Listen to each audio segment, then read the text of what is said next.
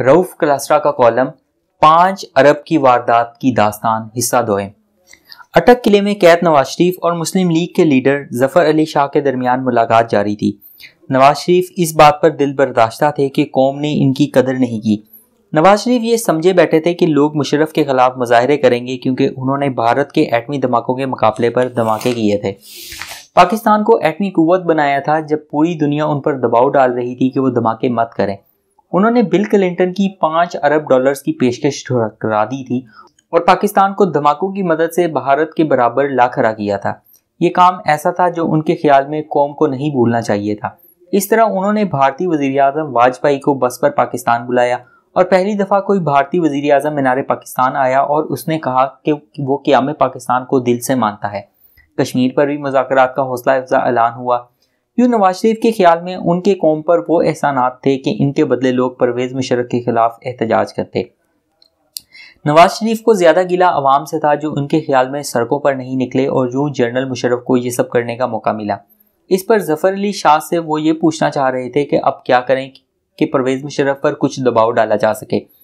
یہ سوچا گیا کہ ظفر علی شاہ ان تمام سیاسی قوتوں کو اکٹھا کریں اور کئی نیا سیاسی الائنس بنایا جائے جس کی مدد سے پرویز مشرف کو مجبور کیا جائے کہ وہ اقتدار چھوڑ دیں۔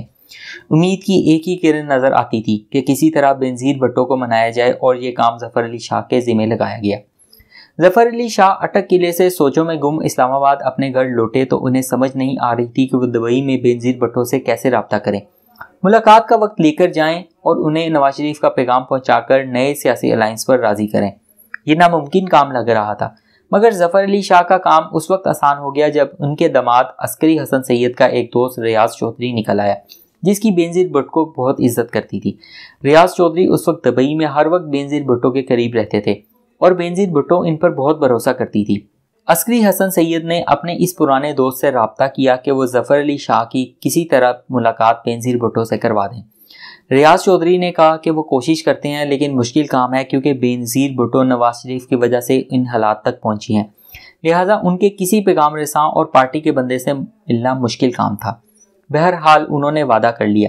اس دوران ظفر علی شاہ نے نوابزادہ نصر اللہ خان اور دیگر سیاسی رہنماؤں سے رابطے شروع کر دیے تاکہ نئے سیاسی الائنس کی کوئی شکل بنائی جا سکے اور نواز شریف کو کوئی ریلیف ملنے کی صورت نکل سکے۔ ظفر علی شاہ کو ان سیاسی لیڈروں کو قائل کرنے میں بہت مشکلات پیش آ رہی تھی کیونکہ نواز شریف نے اپنے دوسرے دور حکومت میں پیپلز پارٹی سمیت تمام پارٹیوں کے لوگوں کو بہت تنگ کیا تھا۔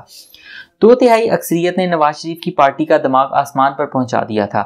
میڈیا بھی نواز شریف کے خلاف تھا کیونکہ انہوں نے اسی دور میں ایک اخباری گروپ پر بغاوت کے مقدمے درج کرائے تھے اور صحافیوں کی ایک بڑی تعداد کو نوکریوں سے فارغ کرانا چاہتے تھے، مگر وہی نواز شریف جنہوں نے صحافیوں اور ایڈیٹروں پر بغاوت کے مقدمہ درج کروائے تھے خود دہشت گردی کے مقدمے میں بند تھے اور سڑک پر ایک بندہ بھی نہیں نکلا تھا، اور آج آ کے اسی بینظیر سے سیاسی تعاون کی ضرورت پیش آئی جن پر نواز شریف نے کئی مقدمے درج کروائے تھے۔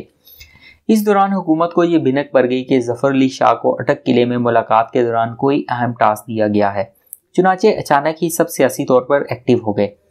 لہٰذا پہلا یہ حکم صادر کیا گیا کہ نواز شریف سے کسی کو ملاقات کی اجازت نہیں ہوگی۔ ساتھ ہی ظفر علی شاہ کی سرگرمیوں پر بھی نظر رکھی جانے لگی۔ ظفر علی شاہ کی کوششوں کے باوجود سیاسی لوگ نواز شریف پر اعتبار کرنے کو تیار نہ تھے۔ اس موقع پر فیصلہ کیا گیا کہ فوری طور پر بیگم کلثوم نواز کو سیاسی طور پر ایکٹیو کیا جائے تاکہ عوام کی ہمدردیاں سمیٹنے میں آسانی رہے اور سیاسی لیڈروں کو بھی یقین دلایا جا سکے کہ شریف خاندان کی ایک خاتون اس جدوجہد میں شامل ہیں۔ پورا شریف خاندان جیل میں تھا اور ایک اکیلی عورت جنرل مشرف سے لڑ رہی تھی۔